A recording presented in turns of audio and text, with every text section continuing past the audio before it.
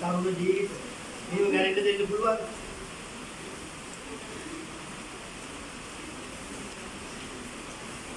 අපි හැමෝටම කියන්න කතාවක් තියෙනවා.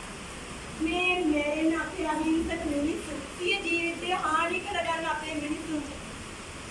අපි හැමෝටම සවන් දෙන්න අවස්ථාවක් තියෙනවා නම් එයාලා කලින් ඉඟි දෙනවා මම මැරෙනවා මට මැරෙන්න හිතෙනවා මට රැට නිින්ද යන්නේ මට රැ එකට දෙකට ඇහැරෙනවා පාන්දර ඒක හැමදාම වෙනවා මට දෙසිකිලි යන්න බෑ මේ හැම දෙයක්ම එයාට ડિප්‍රෙෂන් අධික වෙලා කියන කතා. පුංචි දරුවෝ මරලා දාලා යනවා අම්මලා අවිසාප කරනවා ඒගොල්ලන්ට. අනේ අර යක්ෂ ගේන් යන ළමයා මරලා හිර කරලා දාලා ගියා කියලා. හැබැයි අපි කවුරුවත් අහන්නේ එයාගේ එයා නෝස් නැටින්දි ડિප්‍රෙෂන් තීත්ව කෙනෙක්ද කියලා. එයාගේ මහත්තයා එයාට දරුවා හම්බෙන්න ඉතින් බලාගත්තද කියලා අපි අහන්නේ නෑ. අපිට හිතෙන්නේ මේ යක්ෂ ගේන් ළමයා මැරුවා කියලා. හැම ගැබිනි මාතාවකටම නම් වෙලා කතා කරන්නේ. ඊට කතාවක් තියෙනවා අඬලා කියන කතාවක් තියෙනවා. ඒ කතාවේ හොත් එයා දරුවා මරන්නේ නෑ.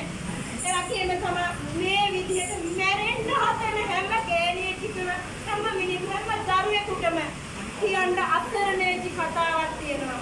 ඒක අහන්න හොඳ යාළුවෙක් වෙන්න. මොකද හැමතැනම කවුන්සලර්ස් අනේ ડોක්ටර්ස් අනේ. හැබැයි ඔය හැමෝම හදලා තින් අහනවා නම් කවුන්සලර්ස්ලා ડોක්ටර්ස්ලා තමයි. මේ මානසික සෞඛ්‍යයේ අපේ උත්සාහය මේක මේ හැමෝටම කියලා දෙන එක. මොනවා හරි කාරණයක් මේ ඔළුවරට ලස්සන මේ බුද්ධිමත් විද්වත් ඔබ සියලු දෙනාට දැනුණා නම් අපේ උත්සාහය සාර්ථකයි. ඔබලා